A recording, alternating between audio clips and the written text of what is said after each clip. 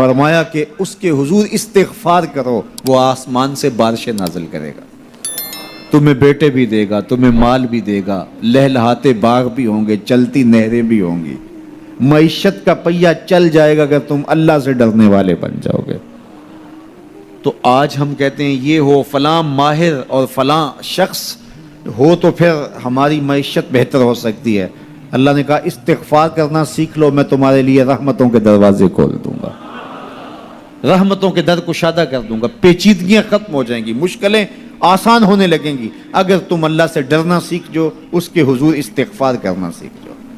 اور اگر تم ایسا نہیں کرو گے تو تمہارے اوپر نیچے سے عذاب نازل ہوگا۔ وَهُوَ الْقَادِرُ، وہ اس بات پہ قادر ہے، ان یبعث علیکم عذاباً، کہ وہ تمہارے اوپر عذاب نازل کرے، تمہارے اوپر سے، تمہارے نیچے سے۔ اللہ اکبر۔ اوپر کا عذاب کیا ہے کہ آسمان سے پتھر برسیں، نیچے کا عذاب کیا ہے زلزلے آئیں، یا پھر زمین فصل دینا چھوڑ جائے، زمین بنجر ہو جائے، یہ نیچے کا عذاب ہے۔ حضرت عبداللہ ابن عباس رضی اللہ تعالیٰ عنہ فرماتے ہیں اوپر کا عذاب یہ ہے تمہارے حکمران نااہل ہوں، اور نیچے کا عذاب یہ ہے تمہاری اولادیں نافرمان ہو جائیں۔ یہ اوپر اور نیچے کا عذاب ہے جس میں تمہیں مبتلا کر دیا جاتا ہے۔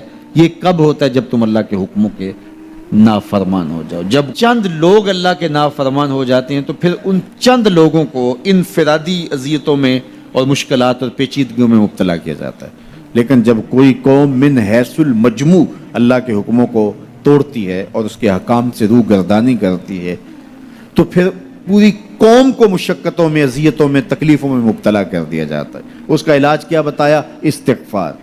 حضرت نوح علیہ السلام نے جو اپنی قوم سے کہا تمہیں مال بھی ملے گا، تمہیں دولت بھی ملے گی، تمہیں بیٹے بھی ملیں گے، سرسبز جو ہے وہ باغات بھی نصیب ہوں گے، ان کی شاخیں پھلوں سے لدی ہوئی ہوں گی، چلتی ہوئی نہریں اور برستی ہوئی بارش، ساون کے نچڑتے ہوئے بادل، اور ماحول کی خنکیاں اور خوبصورتیاں اور جمال اور لہلہاتے ہوئے سبزے، اور تمہارے اوپر ہر طرح کی عنایات برسیں گی اگر تم اللہ سے ڈرنا سیکھ جاؤ گے اور اللہ کے حضور استغفار کرنا سیکھ جاؤ گے، تمہیں خوشحال اور خوبصورت زندگی عطا کر دی جائے گی۔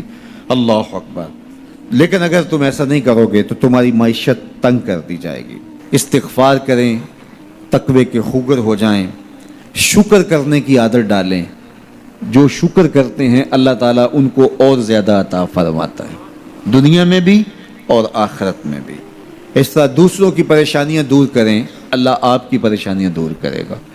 بانٹنے کا مزاج پیدا کریں، آپ کے پاس جو بھی ہے بانٹ دیں، علم ہے تو بانٹیں، خوشیاں ہیں تو بانٹیں، آپ کے پاس دولت ہے تو لوگوں کے دکھ اس دولت سے دور کرنے کی کوشش کریں۔ جب آپ بانٹنا شروع کر دیں گے تو آپ کا رب آپ کو عطا کرنا شروع کر دے گا۔ یہ بات ہو نہیں سکتی کہ انسان کی زندگی میں مشکل نہ ہو۔ جب انسان کو پیدا کیا گیا تھا، اس کا خمیر گویا گیا تھا، تو 39 دن تک اس کے خمیر پر مٹی جو گوندی گئی تھی انسان بنانے کے لیے، اس پر 39 دن دکھوں کی بارش ہوئی تھی اور ایک دن خوشیوں کا می برسا تھا۔ تو انسان کی زندگی میں خوشیاں اور غم اس تناسب سے ہیں۔ لَقَدْ خَلَقْنَا الْإِنسَانَ فِي قَبْضٍ، انسان کی زندگی مشقتوں کا مجموعہ ہے، حالات کی تلخیوں کے سے مقابلہ کرنا پڑتا ہے۔ لیکن حالات مشکل ہو جائیں تو ان سے نکلنے کا راستہ کیا ہے؟ تو سنیے قرآن کیا کہتا ہے، وَمَن يَتَّقِ اللَّهَ يَجْعَلْ لَهُ مَخْرَجًا وَيَرْزُقْهُ مِنْ حَيْثُ لَا يَحْتَسِبُ۔ جو اللہ سے ڈرنے لگ جاتا ہے، تقوی اختیار کر لیتا ہے، تو پھر اللہ تعالیٰ جل شانہ اس کے لیے مخرج پیدا کر دیتا ہے، یعنی اس مصیبت سے نکلنے کے اللہ راستے دیتا ہے۔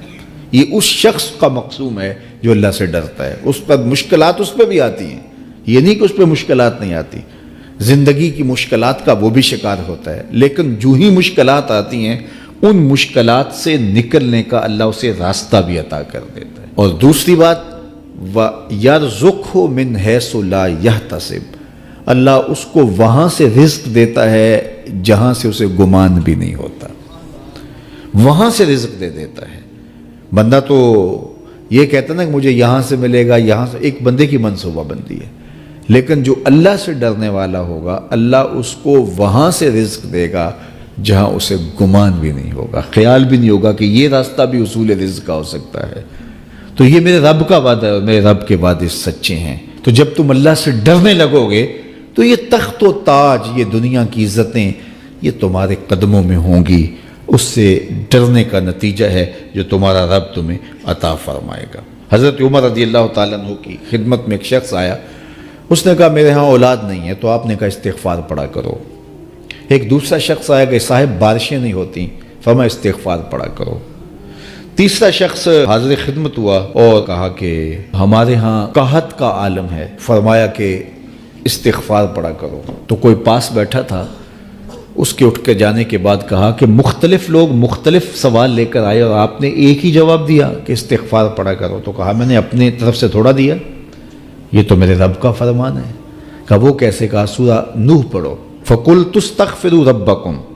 حضرت نوح علیہ السلام نے اپنی قوم سے کہا کہ اپنے رب کے حضور استغفار کیا کرو، اِنَّهُ كَانَ غَفَّارًا۔ اس کا نتیجہ کیا ہے؟ جب تم استغفار کرو گے تو وہ تمہارے گناہ بخش دے گا۔ ایک تو فائدہ اس کا یہ ہوگا، وَيُرْسِلِ السَّمَاءَ عَلَيْكُمْ مِدْرَارًا، آسمان سے موسلادھار بارشیں بھی برسیں گی، وَيُمْدِدْكُمْ بِأَمْوَالٍ وَبَنِينَ، اور اللہ تمہیں استغفار کی برکت سے مالا مال بھی کر دے گا، وَبَنِينَ، اور تمہیں بیٹے بھی عطا کرے گا، وَيَجْعَلْ لَكُمْ جَنَّاتٍ وَيَجْعَلْ لَكُمْ أَنْهَارًا، تمہیں باغ بھی عطا کرے گا اور تمہیں چلتی ہوئی نہریں بھی عطا فرمائے گا۔ آج میں سمجھتا ہوں کہ پاکستانی قوم کو اجتماعی استغفار کی ضرورت ہے۔ آپ کے دریاؤں کا پانی سوکھ گیا، استغفار کریں گے اللہ تعالیٰ ان کو پانیوں سے مالا مال کر دے گا، بارشیں ہوں گی، قحط سالیاں دور ہوں گی، بے اولادوں کو استغفار سے اولاد نصیب ہوگی، اور معیشت کی بہتری جو ہے وہ استغفار کے ذریعے سے ہوتی ہے۔ تو یہ 5 چیزیں بیان فرمائیں، تو استغفار سے خوشحال زندگی کا تصور ابھرتا ہے۔